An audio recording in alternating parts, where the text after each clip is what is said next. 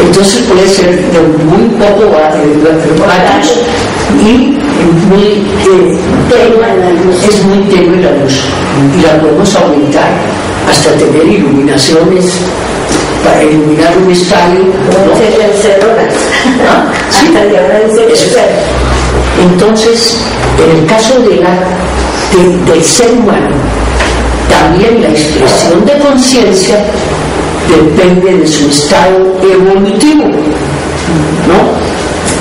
A mayor estado evolutivo, mayor expresión de conciencia, ¿no? Entonces, la expresión de conciencia no es igual en todos los seres humanos. Entonces, nosotros podemos decir que somos seres conscientes, pero depende del conocimiento que tengamos. Yo les ponía como ejemplo anteriormente el caso de las matemáticas, ¿no? Hemos tenido estudios de matemáticas en el colegio, álgebra, trigonometría y todo eso, generalmente para la mayoría de nosotros olvidados. Eso ya se olvidó. Nos quedamos con los conocimientos matemáticos que nos permiten llevar la cuenta del banco o cuánto se gasta en el supermercado, ¿no? Bueno, la suma, resta, multiplicación, división. Si nos dicen haga una raíz cuadrada, digo, sí, yo me acuerdo que yo hice eso, no me acuerdo con la calculadora, ¿no? Es decir, depende de ese desarrollo de conciencia. Si se nos presenta a nosotros una fórmula de un físico cuántico, para nosotros no hay respuesta de conciencia, porque ahí estamos nosotros, pero nuestro desarrollo de conciencia no nos permite nuestra expresión de conciencia como matemáticos. Es decir, nuestra expresión de conciencia todavía está supremamente limitada y generalmente se expresa especialmente a través de lo que el individuo ha estudiado con el objeto de ganarse la vida. Entonces un individuo va a una universidad, tiene unos conocimientos que aplica para ese ganarse la vida, y muy poco de lo demás conoce. Si el individuo tiene algunos intereses, pues lee muchas cosas y tiene conocimientos mayores, pero generalmente se limitan a muy poco. Nuestra conciencia entonces está todavía muy limitada, ¿no? Entonces, en la medida que va desarrollándose esa conciencia, esto será una expresión mayor, cada vez mayor. En el caso de los genios, de los sabios y todo eso, es mucho mayor la expresión de conciencia que la nuestra, ¿no? Ven ustedes entonces cómo nos sirve este ejemplo, que cualquier persona lo va a entender porque lo ha estudiado, lo ha visto en el colegio. Es más, todos los días lo está utilizando, ¿no?, para entender esto que está pasando en nosotros, ¿no? Recordemos, por ejemplo, que San Pablo nos dice que somos cuerpo, alma y espíritu. Entonces nos está mostrando una naturaleza compleja, sí. Magnífico que ya estemos viendo ese un poco, ¿no? El objetivo de estas diapositivas, de estas gráficas, es llevarnos a ese desarrollo interno. Pero lo tenemos que llevar gradualmente. Entonces, estamos empezando a plantear el asunto, a plantearlo para verlo desde el punto de vista teosófico, ¿no? Estamos entonces en ese planteamiento. Cualidad, espíritu, materia. Bueno, eso ya lo habíamos. Así.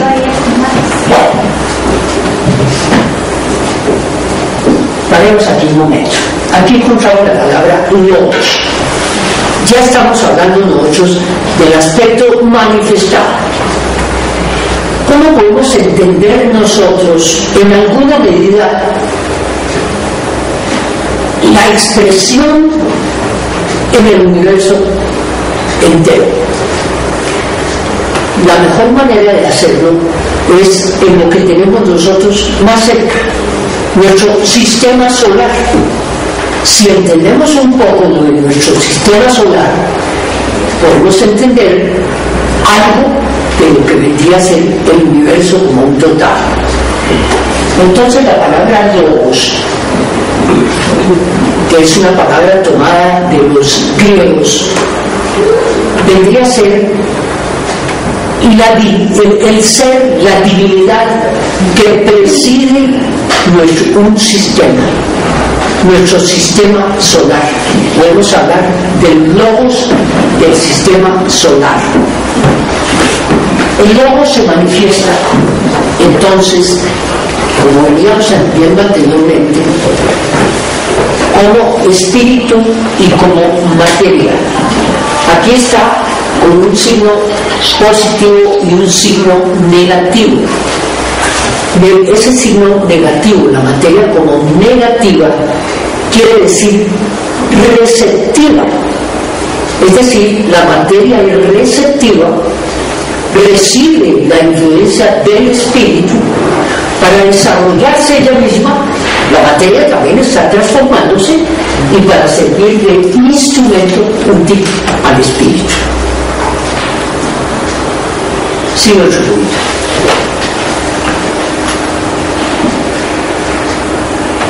El espíritu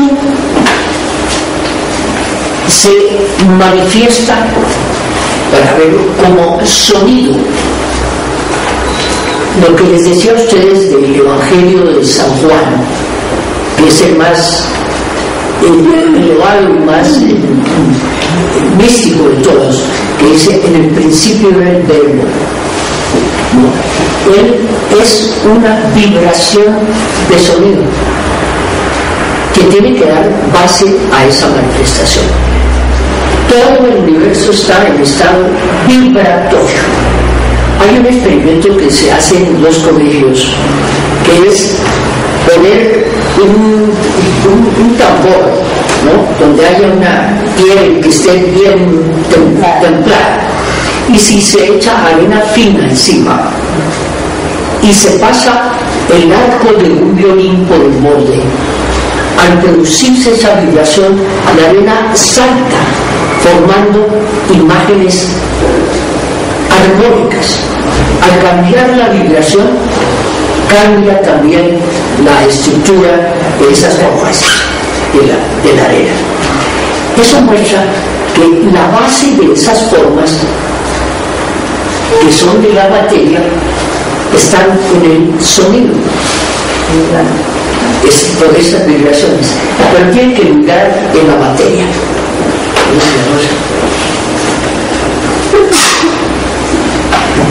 La base de la materia entonces es la luz, los cuantos de luz de que estamos hablando ahora, aunque haciendo esta salvedad. Esas vibraciones lumínicas están ya en un estado supremamente denso en relación a lo que hemos hablado de antes. Esa luz primigenia o ese sonido primigenio, que son de una sutileza muy superior a la que nosotros percibimos por el oído o por el ojo, ¿no? Es la base de esa luz, da lugar a las formas. Entonces uno actúa el sonido sobre la luz para dar lugar a esas formas. Vamos a pasar un poquito.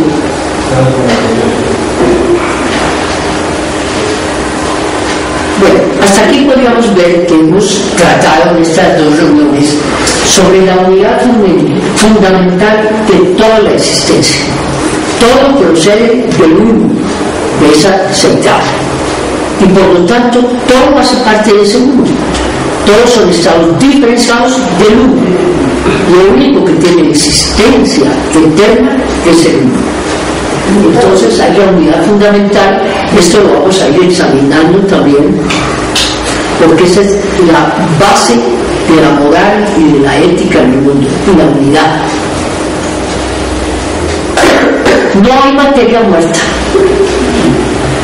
Toda materia está impregnada de vida, está impregnada de espíritu, como lo estuvimos anteriormente. El macrocosmo y el microcosmos son una sola existencia. Nosotros somos como un rayo del sol, es decir, infinitamente grande. Somos de la misma naturaleza. Entonces no hay una diferencia entre uno y otro. Somos parte de todo. El macrocosmos, el universo, y nosotros, el microcosmos, somos una sola existencia. Y como es arriba es abajo. Entonces ese principio de Hermes, si entendemos cómo son las cosas en totalidad, las podemos entender en nosotros. Y al revés, si entendemos algo del microcosmos, podemos entender algo del macrocosmos. Das un poquito. Bueno, yo creo que alcanzamos a ver esta, pero ¿sí? ¿Sí alcanzaría? Sí. ¿Sí? Bueno, tenemos aquí esto: el infinito, la eternidad, la realidad, la conciencia absoluta, es decir, la fuente de todo, la secta. Eso está por fuera de la manifestación, es anterior a la manifestación. Cuando ya hay una manifestación, nos encontramos nosotros con las trinidades de la manifestación, porque siempre habrá una trinidad: el espíritu, la materia y la unión de las dos, que son conciencia. Siempre habrá eso. Entonces tenemos nosotros que para el universo como una totalidad existirá una trinidad superior que dirige todo el universo. Todo está incluido en esa trinidad. Esto lo vamos a ir desarrollando en la próxima reunión, porque no es una cosa simple. Esto por el momento lo dejamos entonces empezado. Entonces hay una conciencia condicionada. Siempre está condicionada esa conciencia al desarrollo del espíritu y de la materia. Aún siendo la que rige todo el universo, se dice que esa conciencia sigue creciendo, porque no hay límite para el crecimiento de conciencia. Esa sería la superior, pero entonces habrá una escala de desarrollo.